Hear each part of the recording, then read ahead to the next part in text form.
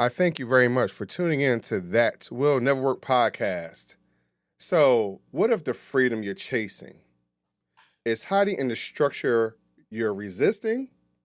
Today, Scott Beebe joins me to talk about how boundaries and time blocking can unlock your focus and your future. We'll talk about it right after this. Educate, empower, enable, impact. Thank you for tuning in to That Will Never Work, an award-winning podcast where we share inspiring information and personal experiences related to business and the entrepreneurial journey from those who are leaders in their respective field. Now, here's your host, author and business coach, Maurice. I thank y'all very much for tuning in. So, of course, as you well know, the links in the bio will have his bio and everything else. So y'all can go and listen to all the other wonderful podcasts he's been on and all that type of stuff. But we like to jump right all the way in. So most people think boundaries and routines are limiting. But, Scott, you can say they could create freedom. How can you unpack why time blocking isn't just about productivity, but about purpose? Yeah, Maurice, thanks. Good question. One of the things that I usually say around this is I'll take a guy like LeBron James. It's probably a good place to start. Everybody knows who he is. Yes. So you take a guy like LeBron James and you look at LeBron James and think, man, that is a world-class basketball player. Maybe best of all time, one of top two, whatever, however you would rank a guy like that. But Right.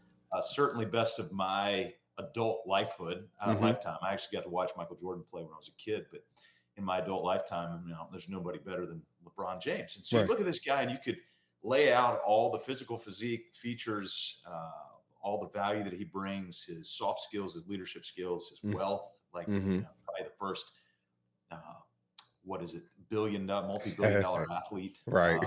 It's pretty incredible if you think about it. But if you ask yourself the question, what made LeBron James? I can make the argument that a white line made LeBron James. What I mean by that is the boundary line of a basketball court.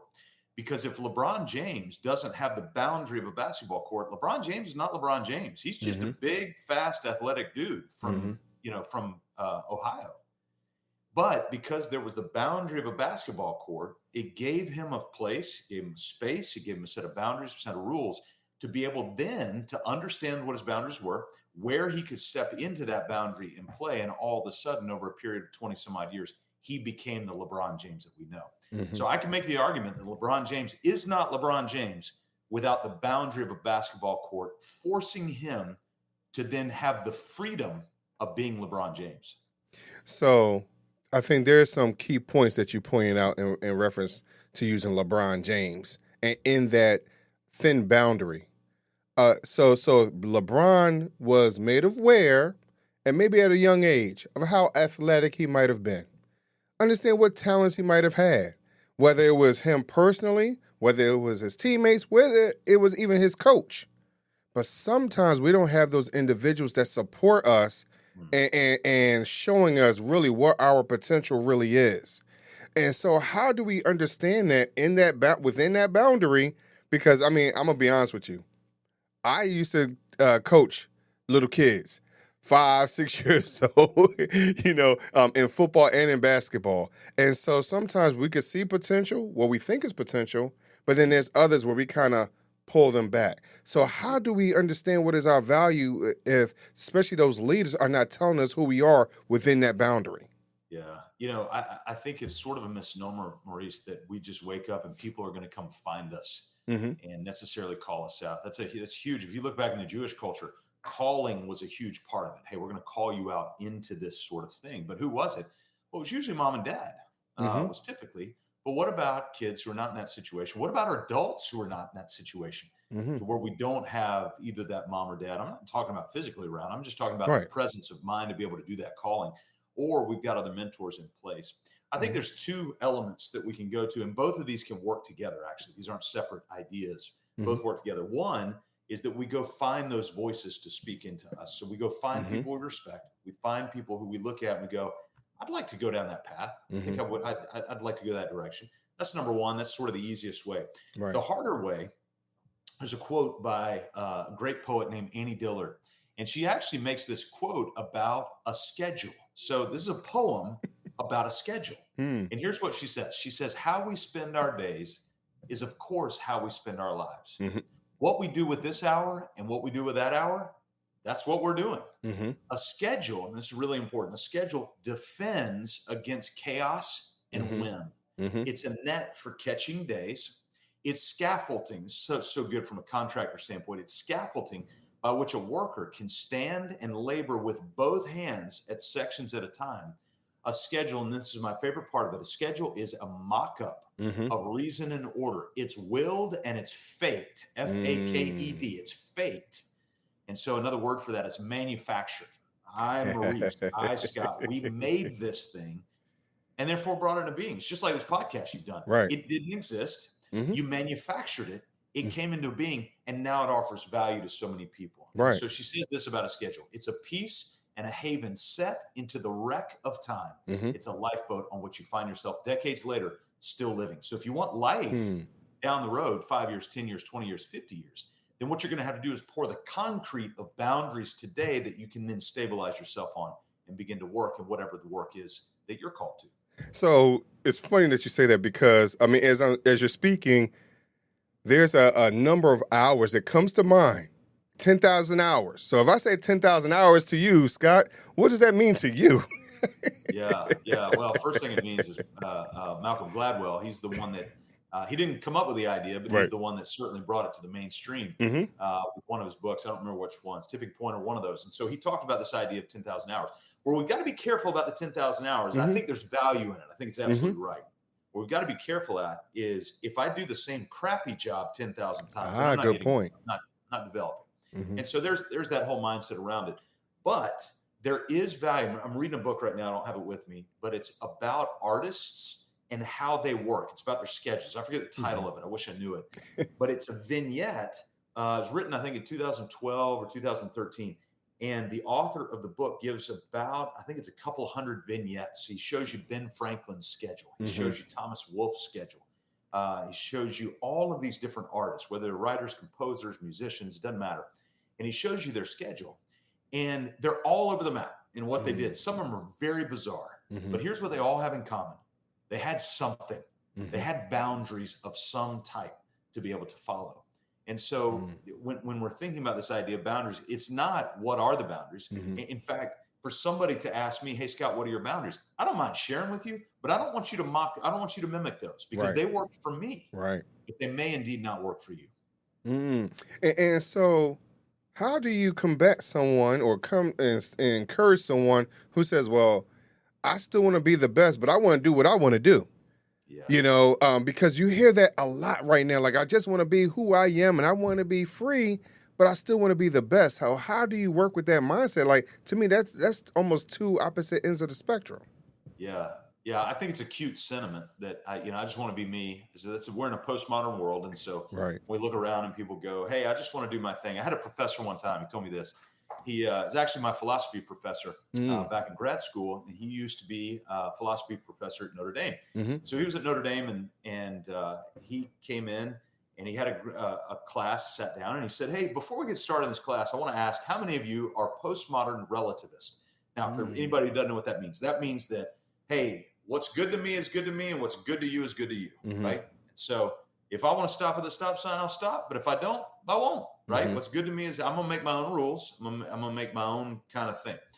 And he said, well, that's great. He said, so a couple of people raised it. Actually, the majority of the class raised their hand. So, okay, so a lot of postmodern relativists in here. Great. Well, you're going to make my job really easy as a professor this year, because what I'm going to do is every one of your tests, I'm going to take them, grab them up, stack them up. I'm going to go to the student center, and I'm going to walk to the top of the stairs in the student center, and I'm going to throw all your tests on the ground. And then I'm going to walk back down. The first test I come to, you get a 100. The second test I come to, you get a 97. The third test, 94. Fourth test, all the way down. And the last paper I come to, you're going to fail. You're going to get a 30, 40, whatever. Because that's what works for me. Right? If we can make our own rules, I'm going to make my own rules. And he goes, by the way, I mean, that's how I'm going to do it. We've got a class full of postmodern relativists.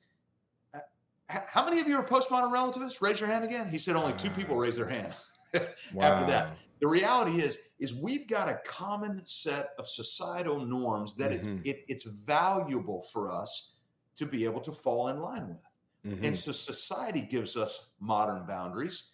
Governments give us boundaries. Right. Agencies give us boundaries. Congregations give us boundaries. Faith practices and worldviews give us boundaries. So, in fact, if you just take all of that away and just look at the earth has boundaries. Yeah. We've got gravity. We've got atmospheric boundaries. We've got all of these natural laws that are there. And so if we just look at our natural world, we go, there are boundaries everywhere. Right. Why wouldn't we manufacture, and all of them except the natural boundaries, every other boundary has been manufactured, it's been man-made. So why wouldn't we make our own boundaries, knowing that those ultimately bring freedom as a society for how we live? And I hear exactly what you're saying, but a lot of times, and I hear this, I mean, being in corporate America, now being an entrepreneur, sometimes people feel so constrained and they can't feel like they can't be as creative. I'm just saying this is how they feel. Yeah, sure. That they can't be as creative within those boundaries. Not really taking the time to think it all the way through. Yeah. That, like you're stating, like it's there for a reason. And so even if you just give yourself an hour within that constraint and that time frame, hey, an hour is better than nothing. 5 minutes is better than nothing. Yeah. To perfect your craft. And so I think sometimes we get so caught up in being who we are and want to think outside the box, because we think also that's thinking outside the box, that we don't allow ourselves the rigidity of becoming that professional, becoming that expert, to becoming the head of the class. Well, no matter what the situation is, even going back to your idea of college, just studying. And think that, hey, you know what? Because I'm cute, because I think I know it, and I could just walk into any situation and light up a room. Well, that's not always the case. We can't always depend on those things. I.e., a LeBron, he can't always just depend on, hey, just because I could shoot a three from 93 feet, don't mean I'm going to make it every single time. I have to practice on it to become way more consistent. Because keep in mind, when he first stepped into the league, his 3-point percentage wasn't that great. Yeah. And now it's improved. Well, let's go back to LeBron, and let's take your concept of, man, it's too constricted or whatever. LeBron can step on a basketball court. That basketball court's not very big. In fact, if he wanted fewer boundaries, he should have played football or soccer. They're much bigger fields, right? And so he would have more space to be able to maneuver and do different things. And yet he chose the basketball field. You're telling me LeBron did not feel freedom on a basketball court? In fact, I can make the argument that if you ask LeBron James, hey, to play basketball, would you rather play the same game, basketball, on a court the size of a basketball court, the court of the size of a volleyball court, so now we're smaller, a court the size of a football field, or a court the size of a polo field? I don't even know how big those are. You get my point. Yeah, I do. There's no way he would opt for anything else. Right. He would go, no, give me a basketball court. I can do what I need to do within the bounds of that basketball court. And so what we do, one time I was working for Pfizer at the time, so big multinational. You can imagine they've got SOPs and processes and all those things in place. And there's a lot of legal issues because we're selling pharmaceuticals that go into human bodies. And so we've got to be very, very careful about what we do and what we say. And so they had to have pretty tight strictures on it. And I'll never forget, I reached out to Seth Godin one time. He put his email out in public domain. I was like, I'm going to email the guy.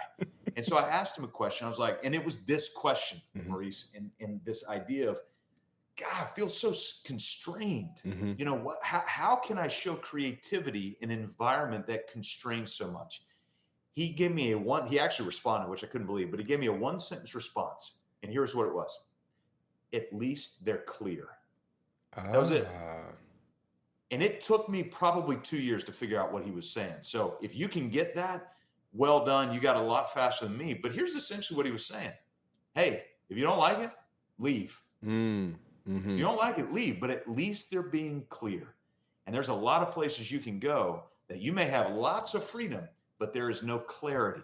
And so what we tell people all the time is the silver bullet. If you want a silver bullet on how to run a business, how to run a family, how to run a marriage, how to run relationships, go for one word spelled with C, and the word is clarity. Offer clarity, and within clarity, you will clearly set the boundaries. And by setting those boundaries, you'll have the freedom to either leave or stay. There's an old adage in actually in Jewish culture. It's out of the book of Habakkuk in the Old Testament. It says this. It says, write the vision. Write the vision down so that those who read it may run. ... And then wait its appointed time, for it surely will come. What does that require? Patience and a willingness to live within the vision. And there's another part that says, where there is no vision, people scatter. And what I would argue is where there are multiple visions, people scatter as well. Meaning where there are no boundaries. And we just free to run, man, free to run. Right. And so write the vision down so that those who read it may run, but it doesn't tell you which direction they'll run. They may run with you, or they may run away. That's okay. But what you've done is created clarity. That's the value. And I think part of that is because when you say clarity, there's other one-word ideas that come to mind. Focus, dedication, commitment, accountability, which is also other words because you talking about write the vision and make it plain mentality. Well, sometimes those other one-word things I like to run away from. Yeah, that's right. But at least you're clear once you have it there. Like, for instance, if somebody came to me and said, hey, I want you to be a fan of this team. Be like, give me more information because I don't know yet, right? And they say, well, they have their colors are orange. It's Tiger Paw. They've got a head coach with a funky first name and blah, blah, blah. I'd be like, no way. I don't want that team. I don't want anything. Give me another option. Okay. So it's got a Gamecock, garnet and black. They got a real fun head coach. I'm like, I'm in. Give me that school. I want that school. I probably should tell you who these schools are, but nonetheless, you get my point is once you start to define the vision of that culture, what it looks like, now I get to decide. And it's clear for me. And I can make a clear decision to not go that way. And I can also make a clear decision to go that way at the same time. But that all goes back to boundaries bring freedom, which goes back to time too. And we can talk about that in a little bit if you want. So I'm a play the game a little bit, right? So when I think about the colors that you were referring to and maybe the game, see, my family is from that state. I mean, the first school that comes from is South Carolina, right? And University of South Carolina. And so when you think about those teams and those colors, they don't inspire me maybe, right? Maybe I want some yellow and purple. I think that's yellow and purple, right? Or when you said blue and orange, maybe it's too hot down there in Florida. So what is it that because again, when we think about creativity, when we think about clarity, sometimes we don't know that we take all those other little parts into consideration as well. And so when I talk about being focused and all that type of stuff, sometimes those little details we don't acknowledge. Because it could be just a statement someone said and we don't realize that it affected us as much as might have when they said it. And that kind of changes or flips that switch for us to go to another direction. So sometimes I think we need to understand some of the details and the influences that helps us to get to that decision as well. Yeah, absolutely. And so understanding details around it, understanding influence, there's always going to be external factors that come in. Right. And I'll go back to this idea of time. We look at time as something that just sort of happens. It's kind of like a fish in water. They're just sort of there, just sort of in water. And we don't see time as a currency. It was Dietrich Bonhoeffer who said one time, he said, time is irrevocable. What does that mean? You can't get it back. When you sign an irrevocable trust, it's a trust you can't really change. You can't do anything about. And so we tend to look at time as something that just keeps coming, but we look at money as it's going to run out. It's actually just the opposite. Money can be regenerated. It's a renewable resource, but time, it's finite. There is no renewable resource. The second, that goes back to Andy Dillard. Right. What you're doing with this hour and what you're doing with that hour is what you were doing. You can't change that. And so you and I, during this time right now, we can't get this back. That's why we need to try to make this as valuable as we can. Right. And so when we look at time, we need to actually spend more time budgeting our time than even we do our money. If we can subdivide our money, which is what we push people to do, we want business owners to have 7, 8, 9, 10 bank accounts. Because when a dollar comes in, we need to forcefully cut it up or else it's going to start having a hold on us. Right. Well, with our time, we have 168 units of currency every single week. If you divide that up into hours, and you look at those hours and go, how am I spending those? Just like you would look at your money and say, how am I spending that? And so if we can begin to subdivide our time and go, you know what, I'd like to take about 40, 45, 38 of these units and devote it to meaningful work. Okay, great. How much do you want to devote to meaningful sleep and rest? How much do you want to devote to meaningful time with your spouse, with your kids, with your family, with your community, with what? And so when you start to subdivide these things, here's what you're doing. You're building boundaries. Well, Scott, that sounds kind of robotic. I feel like I'm going to be a robot if you do that. Okay, I'll take that risk for a minute, because what you'll find over time is it actually allows you to become more human.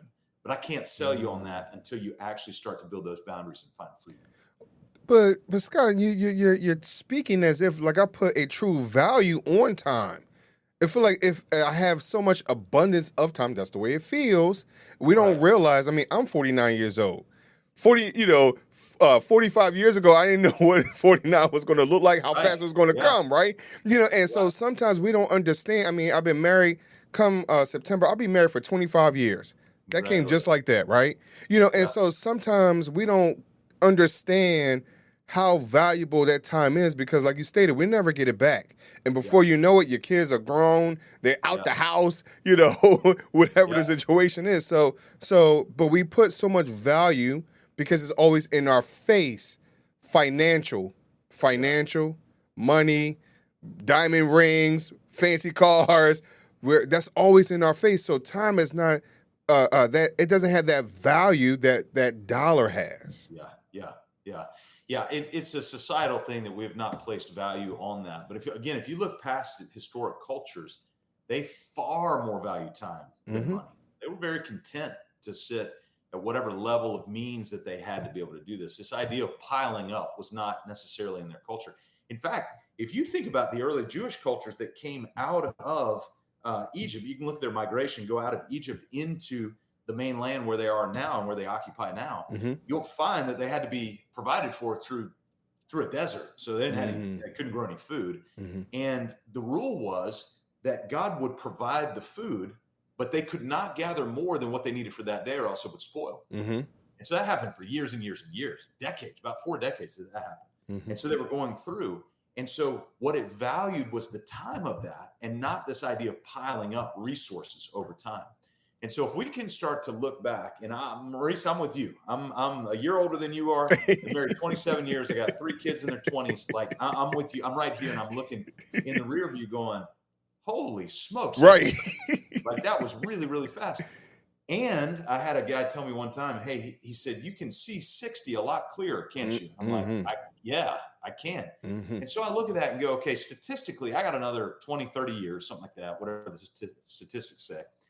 How am I going to take those units of measure, that measure of currency of time, and how am I going to manufacture a boundary around that time so that I can get to 70, 80, and I'm dead and in the ground, and my sons and my daughters stand over me and go, that guy leveraged what he had here on earth in a meaningful, powerful way to serve us.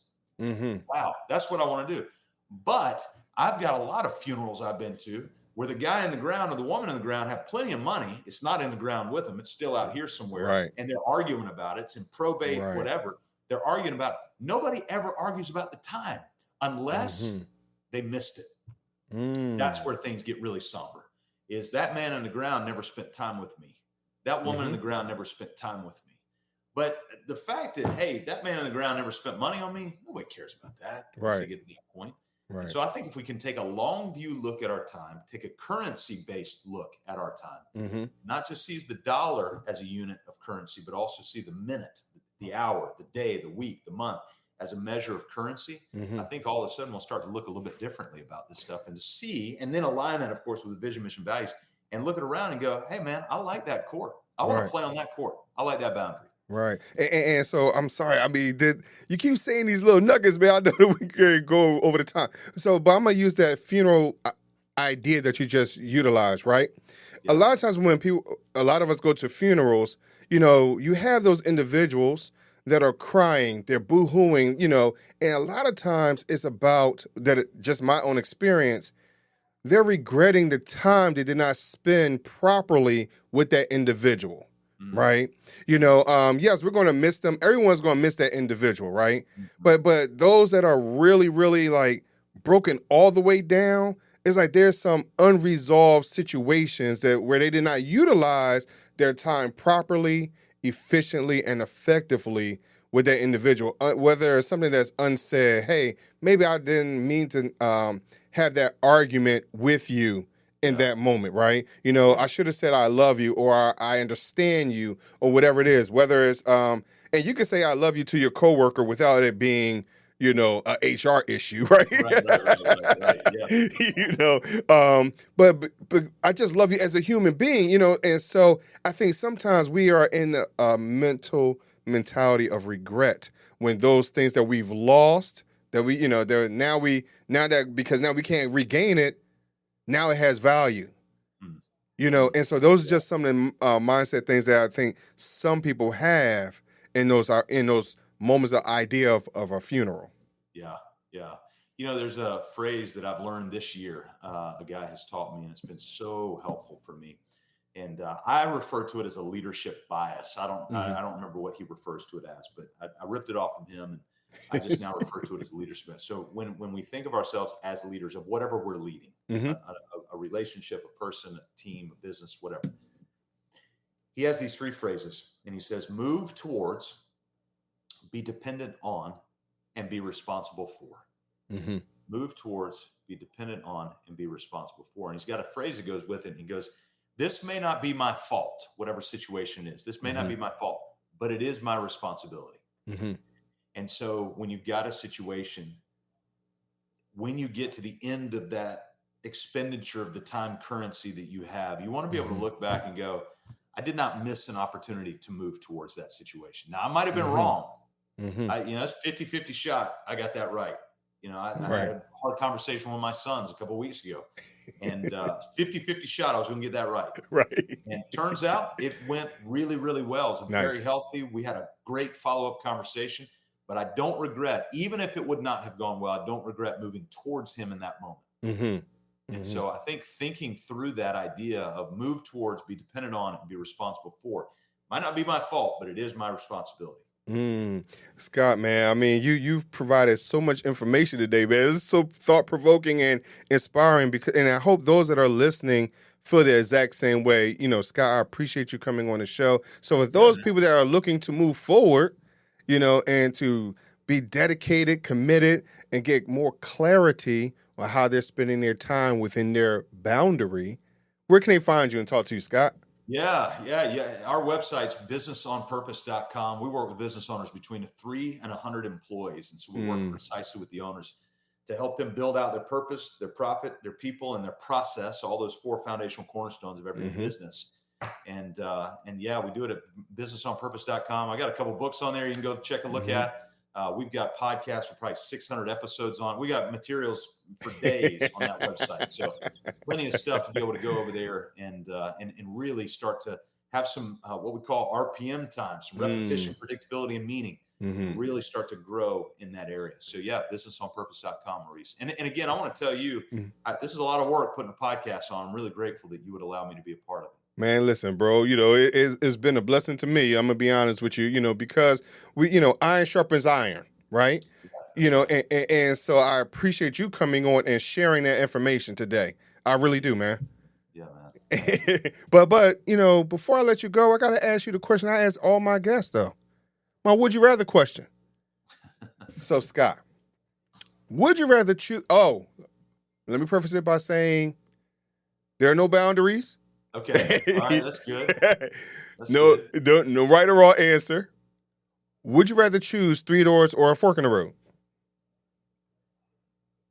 I think I would rather choose a fork in the road because it represents movement to me. And it goes back to what I said. I would rather move towards something and have a 50-50 shot of being right or wrong than anything else. And I'm afraid that if I stood in front of doors, I would just be paralyzed. But if I'm on a road, I'm going to take the path.